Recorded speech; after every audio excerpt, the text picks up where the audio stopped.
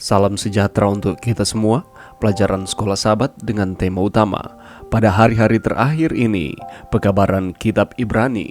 Pelajaran ke-6, Yesus Imam yang Setia.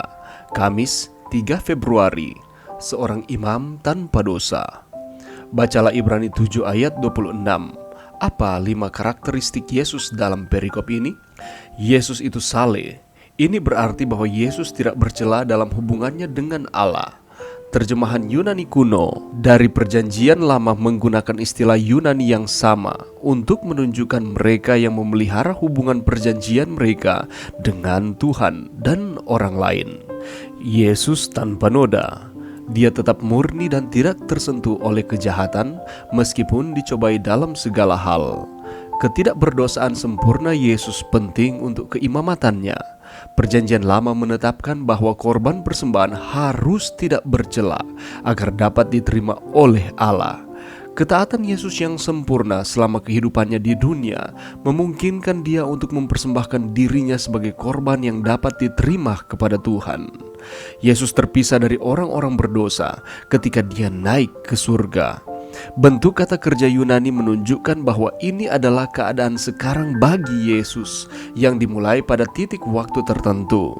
Yesus menanggung permusuhan dari orang-orang berdosa selama kehidupannya di dunia, tetapi dia menang dan kemudian duduk di sebelah kanan Allah. Yesus juga terpisah dari orang-orang berdosa karena ia secara sempurna tidak berdosa. Yesus lebih tinggi daripada tingkat-tingkat sorga. Artinya, Yesus telah ditinggikan di atas segala sesuatu yang ada. Dan oleh karena itu, ia bersatu dengan Allah. Dalam Mazmur, Allah adalah Dia yang ditinggikan mengatasi langit. Yesus sepenuhnya manusia, tetapi Dia bukanlah manusia berdosa seperti kita. Yesus itu sempurna, bukan hanya karena dia tidak pernah berdosa, tetapi karena dia tidak dirusak oleh dosa seperti kita. Namun, karena dia juga sepenuhnya manusia, dia juga menjadi teladan kita. Dia menunjukkan kepada kita bagaimana menjalankan perlombaan kehidupan. Dia adalah teladan yang harus kita ikuti, karena dia saleh, tanpa salah, tanpa noda, yang terpisah dari orang-orang berdosa. Dia adalah juru selamat kita, dan kita juga dapat mencerminkan karakternya. Meskipun Yesus adalah manusia seperti kita, dia tidak pernah berdosa. Bagaimana kita membungkus pikiran kita dengan pemikiran yang menakjubkan ini? Pikirkan betapa sucinya dia. Lalu, mengapa janji kekudusannya yang diperhitungkan kepada kita oleh iman membantu meyakinkan kita akan keselamatan? Pelajaran yang bisa kita dapatkan pada saat ini. Mari kita membaca di dalam Ibrani pasal 7 ayat 25 dan 26. Ayat 25 di sana dikatakan bahwa karena itu ia sanggup juga menyelamatkan dengan sempurna semua orang yang oleh dia datang kepada Allah, sebab ia hidup senantiasa untuk menjadi pengantara mereka.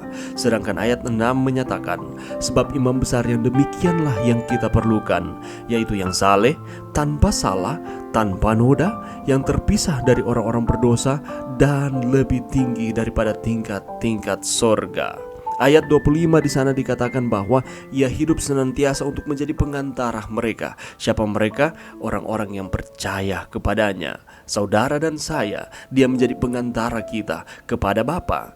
Dan ayat 26 dengan lebih jelas lagi menyatakan klasifikasi bahwa imam besar yang demikianlah yang kita perlukan, yang menjadi pengantara, yang seperti apa? Saleh, tanpa salah, tanpa noda, terpisah dari orang-orang berdosa. Dengan kata lain, ia suci, ia tidak berdosa, tidak melakukan kesalahan, dan lebih tinggi daripada tingkat-tingkat sorga.